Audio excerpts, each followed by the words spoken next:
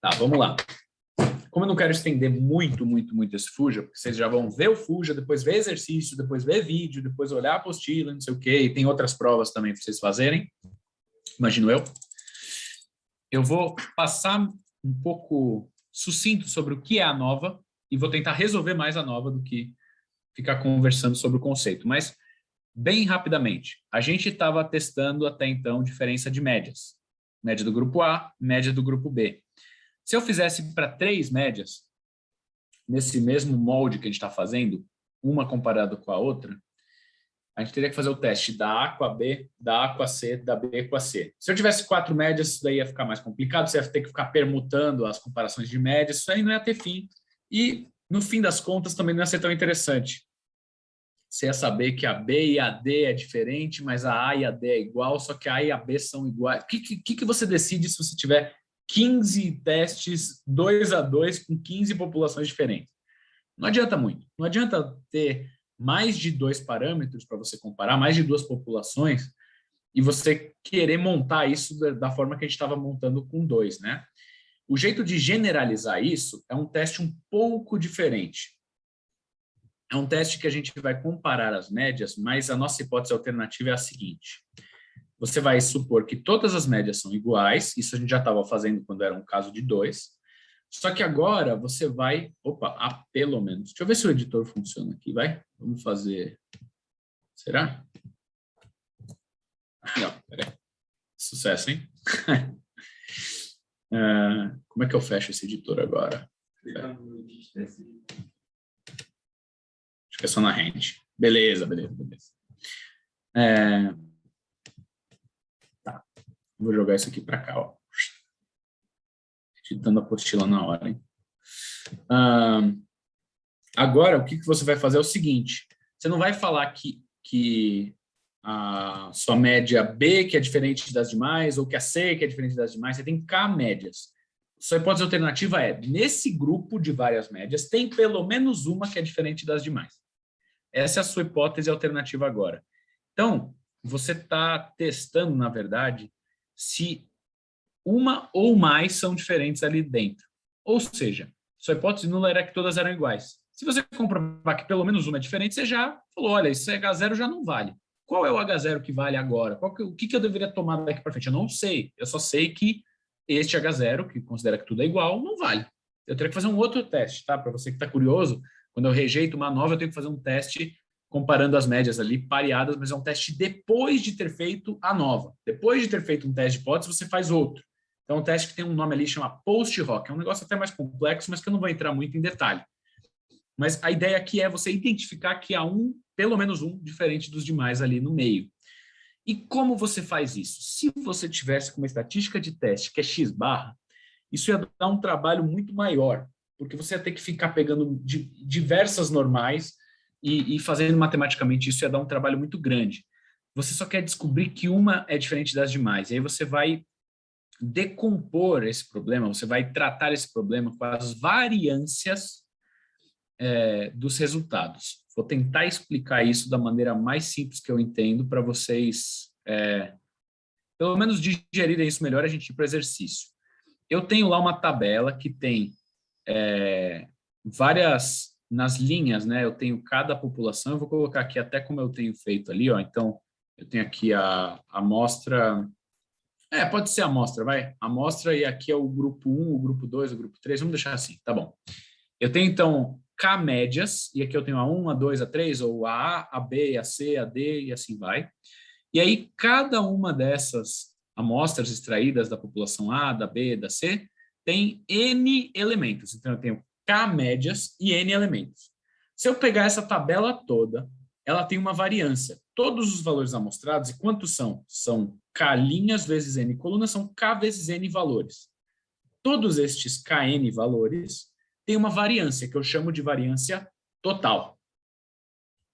Existe também uma variância que eu posso extrair, né? Então, total é a variância do conjunto todo.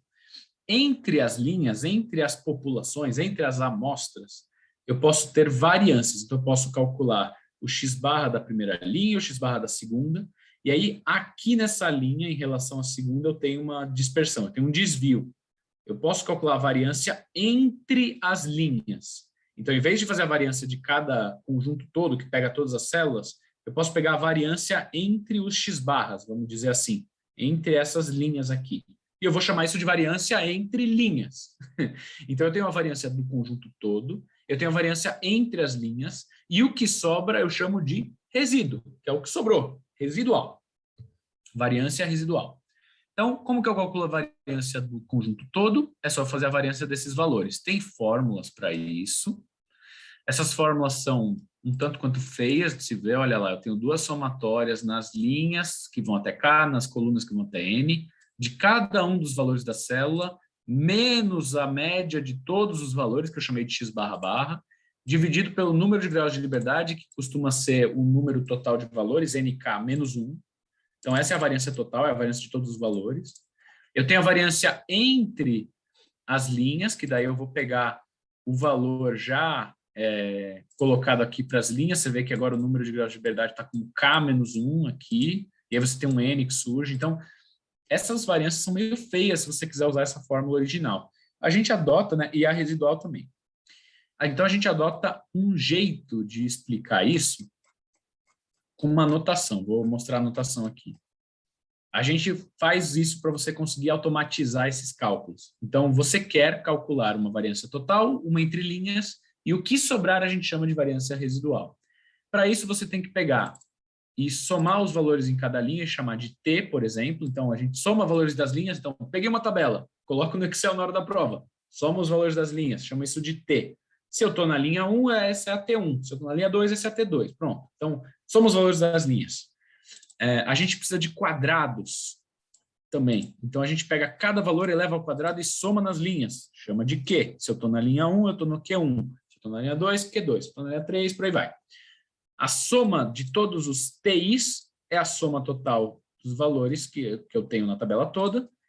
E a soma de todos os Qs é a soma do quadrado de todos os valores da minha célula. Até aqui, não são operações difíceis. Por mais que eu esteja usando notações esquisitas, somando os valores das linhas, somando os valores dos quadrados das linhas, somando tudo, somando os quadrados de tudo. Se eu escrever isso de uma maneira que vocês mais simples, né? A média de uma linha, por exemplo, seria a soma dos valores da linha, TI, sobre o número de elementos. Então, eu consigo calcular algumas coisas. O T grande, ou como o Vinícius gosta, o Tzão, o T grande, o Qzão, o X barra, o X barra barra, que é tudo. E aí você consegue escrever a variância total em função desses termos, tá? E a variância, né, normalmente ela é um numerador dividido pelos graus de liberdade. Esse numerador a gente chama de soma de quadrados. Então, eu tenho na variância total um numerador chamado soma de quadrados total. E o número de graus de liberdade que está aqui é o número de graus de liberdade total, que é de tudo. Então, todas aquelas células eram NK, como eu estou tratando uma variância, eu tenho NK menos 1. Na fórmula da variância de uma amostra, você perde um grau de liberdade, umas coisas assim. A gente falou isso lá na P1, não vou retomar, mas sim, sempre tem aquele N, entre aspas, N menos 1, é o análogo aqui, NK menos 1. Entre as linhas, você vai ter os quadrados entre linhas e o número de linhas menos 1, que é K médias, K amostras menos 1. O resíduo você até consegue calcular com essa fórmula aqui, mas realmente eu prefiro que você pegue a soma dos quadrados total, subtrai a soma dos quadrados entre as amostras, você vai ter a soma dos quadrados residual. E o número de graus de liberdade do resíduo é tudo menos as linhas. Porque justamente o resíduo é tudo menos o que você tem de variação. Você só está vendo comparações entre linhas, então o resíduo nesse caso é tudo menos linhas. Tá, e por que você faz isso tudo? Eu vou deixar até o quadro de análise da variância, porque agora realmente eu vou explicar como isso conversa com aquela hipótese que a gente está querendo testar. Vou tentar deixar, talvez assim está muito pequeno. Você dividiu o problema em uma variação total, uma variação entre linhas e o que sobrou. Agora pense comigo. Variação entre linhas, estou vendo se as médias entre as linhas, eu estou fazendo uma dispersão das médias entre as linhas. Então, eu estou pegando, cada linha tem um x barra e eu estou vendo como se fosse a variância desses x barras das linhas. Tentando falar o mais simples que eu consigo entender. Você está vendo se as linhas são homogêneas ou não. E quanto menos homogêneas elas forem, mais a variância entre as linhas vai ser grande. Ou seja, eu tenho uma fonte de variação, eu tenho tudo, eu tenho uma fonte de variação entre linhas, e se isso for muito grande, isso quer dizer que o conjunto é heterogêneo. Ou seja, pode haver pelo menos uma linha que é diferente das demais. Então, é aqui que mora aquela ideia de trocar um teste com as médias e x-barras para um teste F, mas que responde sobre diferenças entre médias, né? Assim, a nova é um teste de hipóteses para médias que usa uma estatística de teste que é a variância. Isso é meio esquisito, é um teste de médias que usa variâncias. Eu tenho a variância entre as linhas, e se ela for muito grande, e aí a gente vai falar muito grande em relação ao quê? Muito grande em relação ao resíduo.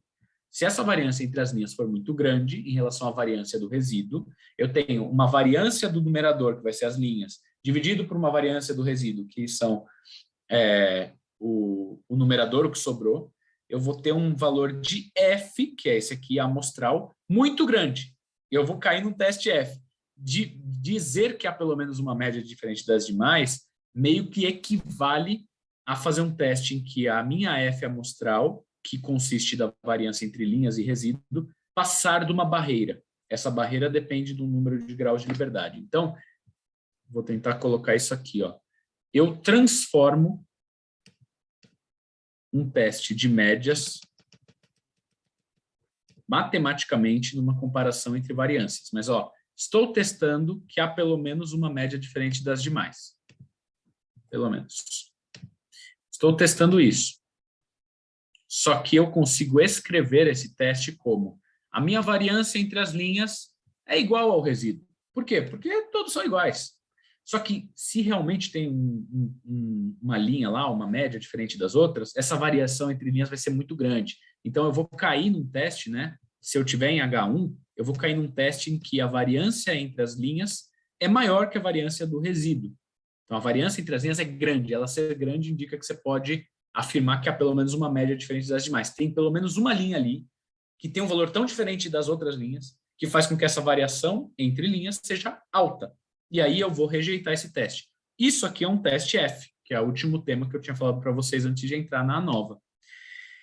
E aí você vai ter um valor crítico que depende do número de graus de liberdade do numerador, que é entre linhas, que são K menos uma linhas, e o número de graus de liberdade do denominador, que são como eu nunca decoro, eu pego nk-1, que é tudo, vai ter um número, nk-1, e subtraio o k-1, que é o das linhas. Para isso não ficar confuso, você calcular o F crítico e o amostral, existe um quadro de análise da variância. Esse você precisa saber, mesmo que você faça o problema automaticamente, que é como a gente vai resolver. O que você faz aqui? Você calcula os numeradores dessas variâncias. Então, a variância entre linhas é uma soma de quadrados entre linhas dividido pelo grau de liberdade entre as linhas. Está aqui. Então, primeiro eu tenho que calcular isso, o total, tiro por diferença o resíduo. Graus de liberdade entre linhas, o total, tiro por diferença o resíduo. Divido a soma de quadrados pelos graus de liberdade e tenho variância entre linhas, variância do resíduo. Posso até calcular a variância total, aqui a gente deixa só para completude, né? Mas assim, completude dos alfarrabos, como diria o meu querido professor Franzini. Mas aí você vai dividir a variância entre as linhas pela do resíduo e vai ter uma amostral. A F crítica vai ser a F com K-1 e esse número de graus de liberdade aqui com a significância que você quer. E aí você vai rejeitar ou não o teste, dependendo do que der o seu valor crítico. Muito bem, vamos ler um exercício. Eu vou resolver ele no Excel mais rápido e depois eu vou passar aqui, voltando e mostrando na mão como é que você faz. Porque talvez, se a pessoa quiser na hora da prova ver se você sabe o conceito, vai montar essa tabela, pedir para você colocar um valor ou algo assim. Então, vamos lá. Compare as três médias e veja se há alguma diferença das demais, ao nível de 5% de significância. Nesse caso, é um exercício bem ali direto, né? Faça essa comparação aqui ao nível de 5%. Então, eu tenho população A, B e C, amostras 1, 2 e 3, Estou supondo que as médias delas são todas iguais, Mi1 igual a Mi2 igual a Mi3, hipótese alternativa, há pelo menos uma média diferente das demais. Só para vocês terem noção, vamos ver esses valores lá no Excel. Aqui, ó. Esses valores estão aqui. Eu acho muito interessante que a gente não tenha uma visualização gráfica para isso. Mas talvez eu montar aqui de última hora não seja interessante, tá? Então eu vou falar para vocês. Eu nunca gosto de fazer um teste de inferência estatística, que é o que a gente trabalha aqui, sem enxergar os dados. Então vamos pelo menos conversar sobre eles. A primeira população tinha lá valores com 64, 66, quase 60, que é o 59, 65, 62. Então, mais ou menos, isso aqui estava em 60 e poucos, né? 63, 64, girando ali em torno. A segunda população está no 70 e o menor valor é 66. Então, percebam que as médias, né, com essas amostras aqui, você já fala, cara, talvez essa segunda esteja diferente da primeira. E a terceira população está abaixo de 60. Então, quando você olha isso aqui, mesmo sem ter feito o exercício, você está entendendo que você está comparando linhas e parece que essas linhas são diferentes. Mas a gente precisa testar a hipótese, mas pelo menos você enxergou isso. Um jeito de enxergar isso seria fazer um gráfico ali. 5 resultados é difícil para fazer um box plot. Você podia fazer uma dispersão, né? Um gráfico de dispersão. Mas se tem mais de 5 valores, pelo menos uns 10 aí, sei lá, faz o box plot para o primeiro, para o segundo, para o terceiro, vê lá 3 caixinhas dispostas, fala, poxa, estou testando médias, mas uma caixinha já está muito diferente da outra, então possivelmente eu vou rejeitar esse teste. Mas enfim, a gente olhou e essa coisa está diferente. Como que eu deveria resolver esses exercícios? Eu deveria montar a tabela de análise da variância, que é o que me ajuda a resolver o exercício por completo. Para isso, eu tinha que somar as linhas, calcular o T grande, o Q grande, tem uma fórmula para a soma dos quadrados entre as linhas, entre o total e o resíduo e tudo mais, e aí beleza. Como você faz no Excel para você calcular isso direto? Você primeiro tem que habilitar, né, se já não está habilitado. Ali nos suplementos, então você vai no mais, aulinha tutorial, vai, arquivo, mais, opções, suplementos, aí você vem aqui nos suplementos do Excel e você vai habilitar ferramentas de análise. Você vai dar um OK. Quando você fizer isso, eu já fiz, né? Então, não vou apertar de novo para ele não recarregar. Aqui na aba dados, vai aparecer uma ferramenta de análise de dados. Você vai clicar nela e aqui você tem várias opções, olha lá. A nova fator único, que é o nosso caso. Estou testando somente diferença entre linhas. Então, eu tenho uma nova, uma análise de variância, que é um teste de médias, né? Um teste comparando várias médias, com um fator só. Qual que é o fator? As linhas, as marcas aqui, sei lá, as populações 1, 2 e 3. Eu poderia ter um fator duplo, que é a nossa próxima conversa, o próximo exercício, e o duplo com repetição, que é o mais complexo, posso dizer assim. Tem um vídeo específico para esse caso aqui, que eu sugiro muito que vocês assistam também, que é bem didático. Depois eu tenho um monte de coisa, olha, estatística descritiva, uns ajustes, eu tenho até teste F, olha lá, de 2 amostras para variâncias. Poderia mostrar de novo como habilita? Vamos lá. Vou habilitar de novo, vamos habilitar. O Gabriel, né? Ó, Gabriel, arquivo, mais, opções, suplementos, e. Então, planilha, mais, opções, suplementos, e. Aí vai chegar nesse quadro aqui. Tá aparecendo o quadro, né?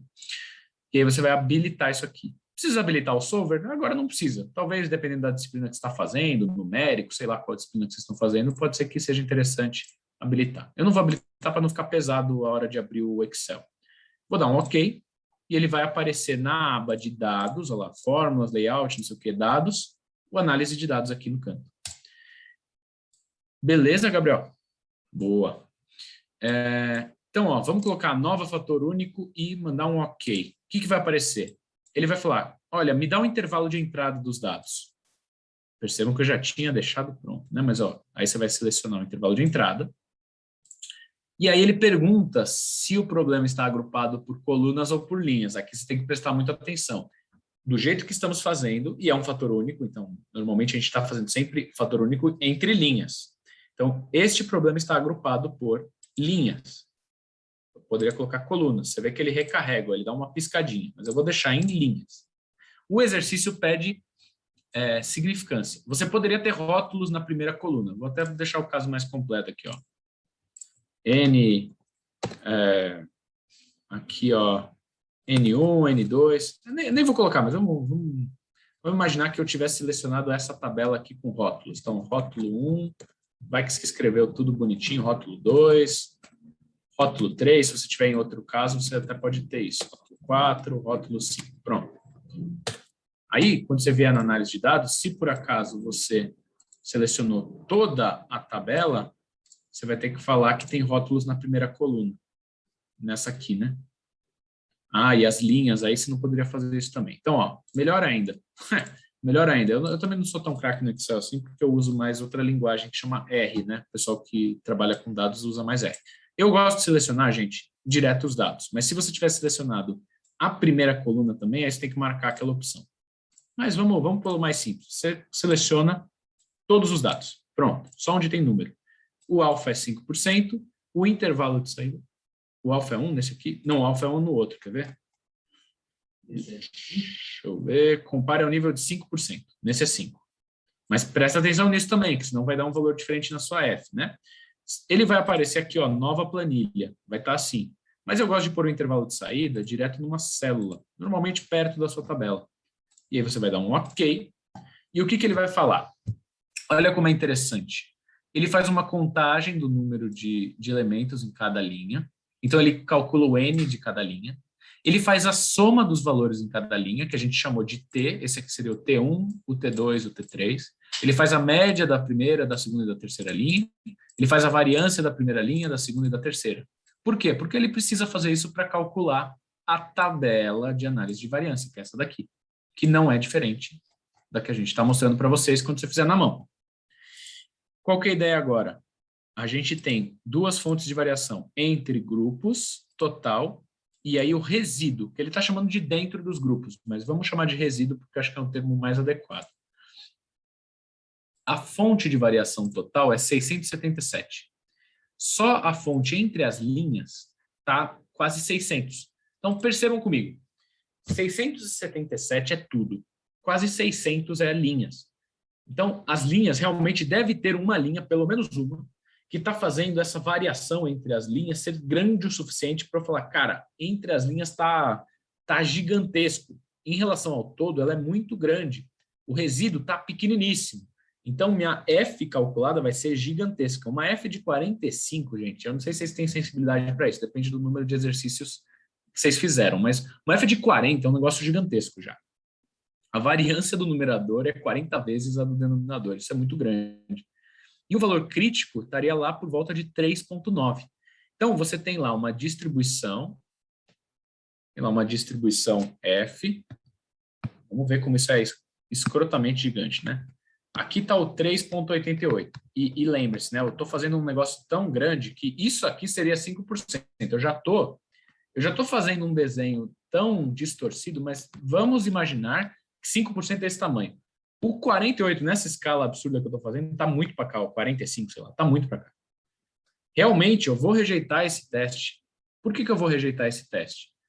Porque você tem realmente umas linhas muito diferentes. A gente já tinha visto, ó, só de olhar aqui, a primeira linha tem uma média por volta de 63, a segunda tem uma por volta de 70 e a terceira está em 54. Então, as Fs estão muito grandes. Eu vou detalhar também esse meio da tabela. Fala, Vi. Não é à toa que o p-valor deu tão pequeno. Ah, tá. Vamos falar do p-valor. Daqui a pouco eu vou falar do p-valor, até para o João, quando voltar a ver o vídeo mais tarde, ele fazer menção ao João, que participou aí. Eu tenho aqui, ó, as somas dos quadrados entre linhas, total e entre resíduo, né, do resíduo.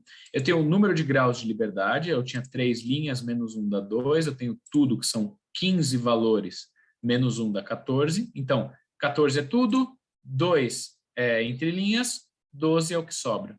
Eu tenho aqui a variância entre grupos, que ele chama de quadrado médio, mas que é este dividido por esse, né? A soma dos quadrados pelo grau de liberdade. Eu tenho aqui o quadrado médio, que é a variância entre o resíduo, né? Dentro do resíduo, e a divisão da variância entre amostras pela do resíduo dá 45. O valor crítico eu tirei da tabela da F, né? Aí você até poderia, acho que no Excel é dist F. Aí você tem que ver como é que faz aqui, ó, dist F. Aí ele retorna a cauda do valor, ou inv, dist F. Acho que aí eu vou deixar de lição de casa para vocês. Você poderia calcular ele na mão aqui.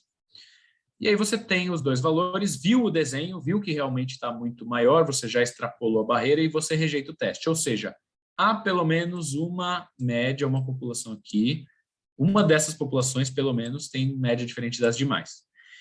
O que é o p-valor? Vamos falar de novo aqui sobre ele. Ele é aquele sentido físico que eu falei para vocês.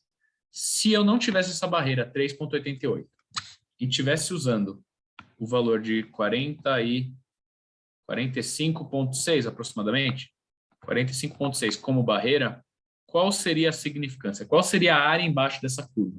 Olha, se o 5% representa esse roxo que eu estou fazendo, e o 45 está lá na cauda extrema e a área embaixo está em verde, já muito pequenininho, isso é um valor minúsculo. O que a gente chama de p-valor, que seria isso, né? A significância, se a minha barreira fosse o valor amostral, ele é muito menor que 5%. Quando a gente olha aqui, tem até uma conta, olha lá. Ele é 2,48 vezes 10 a menos 6. Esse negócio é gigantesco. Então, não é à toa, o Vinícius bem falou, não é à toa que o p-valor é tão pequeno. O p-valor ser menor que 5%, que seria o 0,05, né?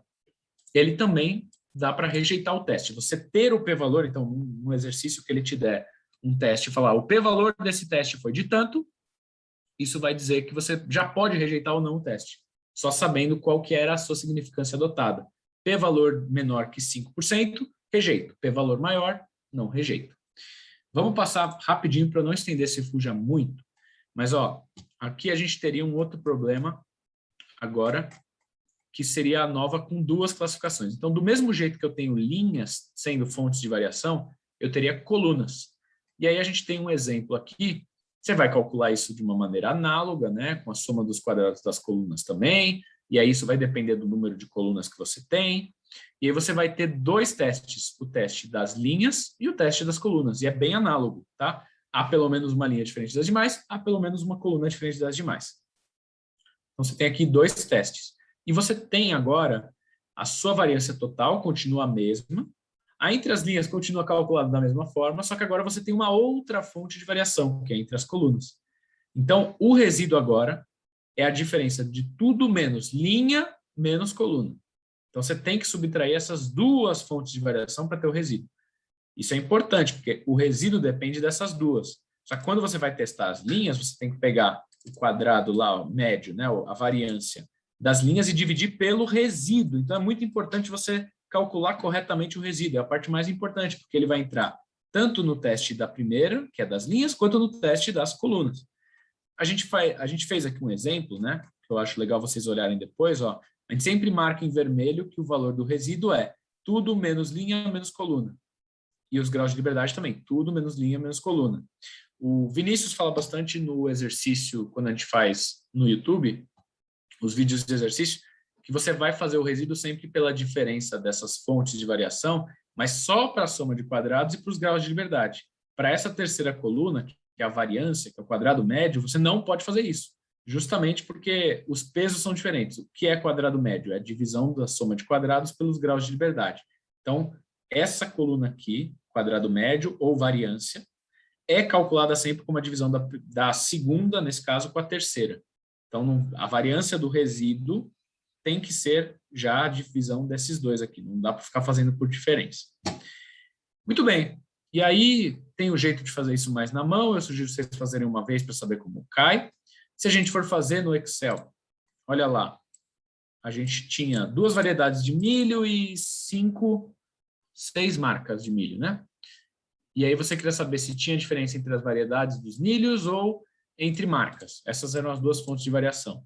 Você vai pegar a nova com fator duplo, sem repetição. Cada variedade de milho e marca só tem um resultado. A repetição seria com mais resultados, que é o último caso.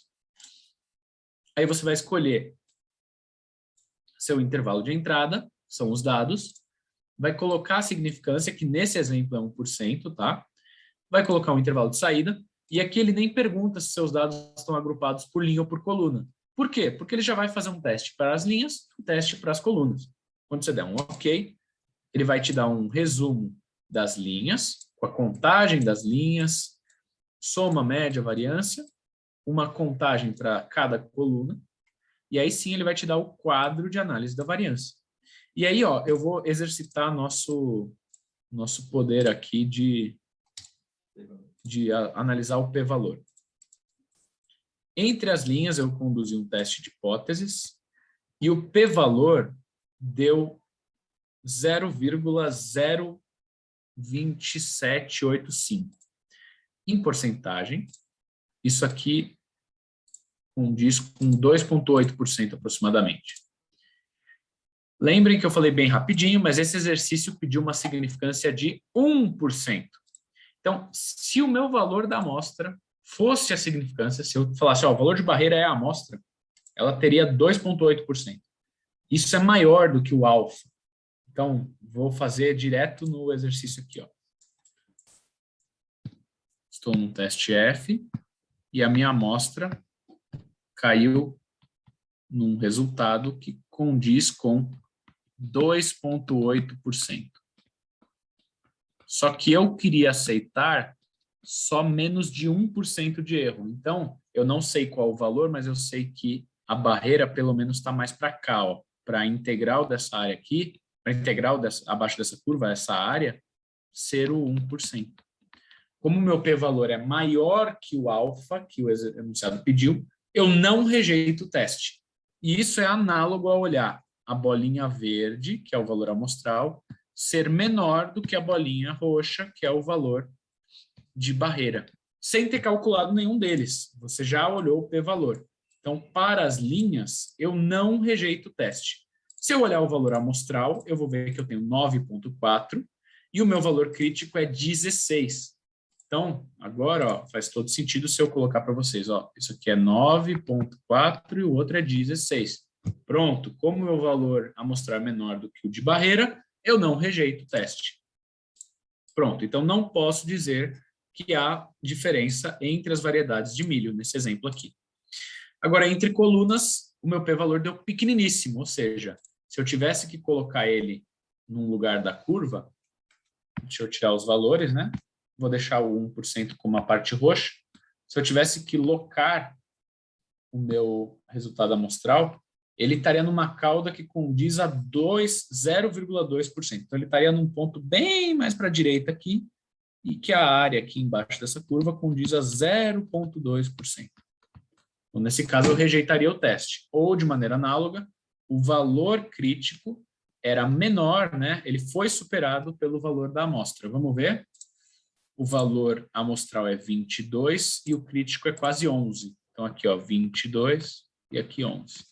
O valor da amostra passou a barreira, então eu rejeito o H0. Ou seja, eu posso dizer que há pelo menos uma marca de milho diferente das demais. Se eu tivesse olhado, gente, estou na correria, tenho que só dizer se rejeito ou não H0.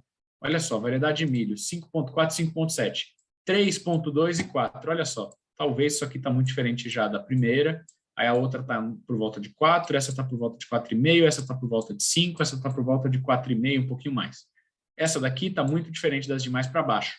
Qual é a média diferente das demais? Eu não sei, mas, pô, pelo menos uma parece que vai estar diferente aqui nessas colunas. Esse é um sentido físico que eu queria dar para vocês ali na hora de fazer um exercício. Antes de ter o resultado, ter uma noção se você vai rejeitar ou não baseado no resultado que você está vendo. Alguma dúvida?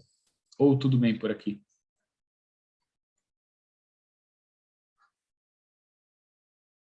Acho que está indo bem. Então, vamos passar para o último caso. Esse aqui eu vou só indicar o vídeo, que é o quê? Você tem linha, você tem coluna, só que para cada linha e cada coluna você tem repetições.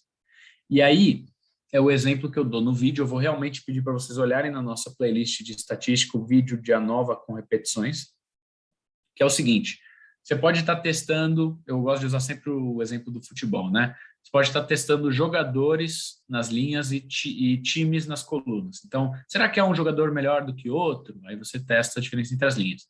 Será que é um time melhor do que outro? Aí você testa as colunas. Mas pode ser que haja uma combinação jogador e time melhor que as demais. Pode ser que haja uma célula que, em média, é melhor que as demais. Para isso eu preciso ter repetições. No exemplo de jogadores e times, eu precisava ter o jogador em algumas temporadas. E aí eu teria cada resultado aqui sendo um jogador por um time em mais de uma temporada. Repetições. Então, cada linha e coluna repetida algumas vezes. e aí pode ser que eu tenha um encontro de jogador e time que é melhor do que os demais. Quem nunca viu, né? Eu torço para o São Paulo, então com certeza o cara, quando chega no São Paulo, é uma associação de jogador com um time que deixa ele abaixo da média. Ele sai do meu time, ele costuma ficar melhor. Então, essa célula, que é um jogador qualquer, alguns jogadores, né? E chegam no São Paulo, ela é menor, ela é diferente das demais. O teste de hipótese, nesse caso da ANOVA, seria isso. Se há uma célula diferente das demais. A gente chama isso de tratamento, essas células, né? Então, eu tenho a diferença entre as linhas, que seriam os jogadores, entre as colunas, que seriam os times, e entre os tratamentos, que são as interações linha-coluna. Aí, qual que é o problema? Eu preciso realmente testar se há interação, se faz sentido jogadores e times são variáveis que estão correlacionadas de alguma forma. Você precisa primeiro responder isso. A gente sabe, nesse exemplo que eu estou dando, que sim, eu estou até usando ele de motivação. Tipo, existe um time em um determinado ambiente, um jogador em um determinado time, em um determinado ambiente, não é independente de você jogar o cara em qualquer lugar, ele vai jogar bem. Não, o cara tem uma vida. Então, são variáveis que não estão dissociadas. Eu precisaria testar isso para um problema genérico. Então, primeiro eu tenho que ver se linhas e colunas têm interação. Esse é o nome que a gente chama. Se tiver interação, eu vou testar linhas, colunas e tratamentos, que são as células, de uma determinada forma. Se não tiver interação, eu também vou testar esses três, só que é de uma outra forma. Então, eu tenho 2 quadros de análise da variância para esse problema. Eu tenho agora muitas fontes de variação. Linhas, colunas, tratamentos, interação entre linha e coluna, o total e o resíduo. Sendo que, nesse caso, o resíduo é tudo menos os tratamentos. O tratamento é tão explodido, é tão refinado, que você não calcula ele mais agora como a subtração entre todos. Então, eu vou pedir realmente para você olhar o vídeo que eu explico esse caso e o Vinícius faz um exercício muito detalhado, que é o pior exercício que pode cair de ANOVA, o mais completo possível é esse. É um caso que a gente tem tudo isso, testa a interação, e quando não há interação, a gente ainda mexe na tabela de variância. A gente fala disso. A gente tem, quando não há interação, que jogar os quadrados, aqui a soma de quadrados da interação, lá para o resíduo. Então, eu realmente vou deixar aqui en passant para vocês e vou pedir para vocês também olharem, pois dá para fazer isso no Excel, naquela ANOVA com repetição, né? Ó, fator duplo com repetição, também dá para testar isso. Mas tem que montar do jeito certo no Excel, então vou deixar isso de lição de casa. Porque a gente vai falar rapidinho agora sobre regressão e correlação. A gente já tem alguns vídeos sobre isso, eu não vou passar